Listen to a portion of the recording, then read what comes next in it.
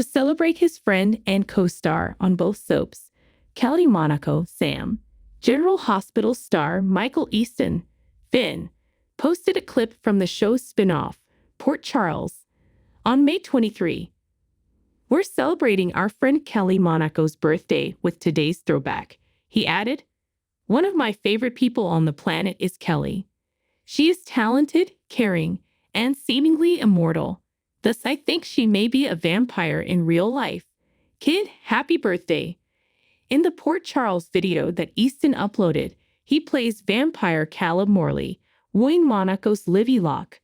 The GH spin-off explored the paranormal with vampires, time travel, angels, and more when it gave up its original hospital-centered plots in 2000 in favor of shorter, telenovela-style arcs.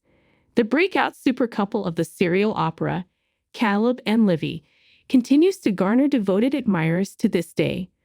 Following the conclusion of Port Charles in 2003, Monaco became a member of the GH cast in the role of con man Sam McCall, while Easton was cast as Detective John McVane on One Life to Live. John was one of the characters carried over to GH after OTL was terminated in 2012. At that point, GH went back to Port Charles' vampire plot, and Easton took on the brief part of Stephen Clay, a character who thought he was Caleb. It's intricate. Regretfully, GH could no longer utilize the OTL characters due to legal concerns with Prospect Park's OTL online revival. Thus, Easton was recast as Stephen's brother, Dr. Silas Clay. By partnering Sam and Silas from Easton with Monaco, the soap attempted to replicate the success of Port Charles. But this time, it didn't work out as well, and Silas was killed off in 2015. Even though they don't appear in many scenes together on GH anymore, Easton and Monaco are still very close, and who can predict what the future may bring? In the striking new General Hospital of today, tensions are at an all-time high. While Liz retreats, Alexis battles for her future. Christina confides in Blaze. Dex challenges Anna, and Carly tries to convince Sonny to confront reality. Finn battles his demons. Finn, who has been grieving the loss of his father, pushes back against Liz's attempt to take Violet away because of his drinking. "Those are your two options," he says.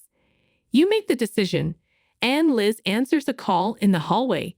She acknowledges, "Right now, I'm not who they need." However, would Finn be better off with Liz supporting him? As she stands in front of the judges, Alexis is adamant about getting her legal license back and won't allow Fergus, Neil's brother, get in the way of her goals. She objects, saying, "Let him prove that by telling me the name of my accuser." Christina will no longer bury her head in the sand, having now been made aware of her father's actual nature. But she admits to Blaze that there are other people to blame for her tunnel vision than Sonny. Christina sighs, "In my own way, I'm just as guilty." Dex meets with Anna in her office and questions the police commissioner's recommendation that he join the PCD once more. He asks himself, "Am I ruining the badge before I even put it on?" Is Anna able to persuade him once more?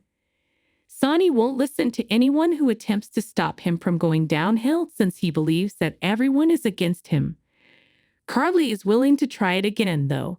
She asks, "When you run out of traitors, what are you going to do?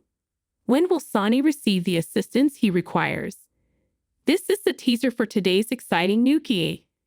In the May 20 episode of General Hospital, the plot of Sonny losing control reached a turning point as he struggled to deal with his violent attack on Dex and realized that even Christina had been shocked by his acts and was now turning against him. Knowing that Sonny wouldn't listen to him, Jason sent Carly in to try to reason with him. This resulted in some intense moments involving co-stars Laura Wright, Carly, and Kate Mancy, Christina, and Morris Bernard, Sonny. Bernard, who frequently engages with his followers on social media, praised everyone involved in those sequences on Twitter and X.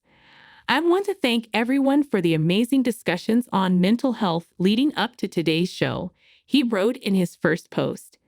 And thanks for their knowledge of bipolar disorder, writers.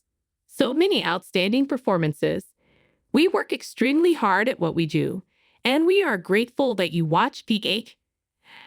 As admirers applauded the outstanding performances, one expressed the hope that Sonny would atone for some of the recent wrongdoings. Bernard answered, "Believe me, he's paying for it in his tortured mind." Real-life bipolar guy Bernard has long been a champion for mental health, even going so far as to host his State of Mind YouTube series, in which he engages his guests in conversation about these touchy subjects. Furthermore, he maintained that this narrative isn't just a means for the actor to win another Daytime Emmy Award. Unlike what some fans claimed, he wrote,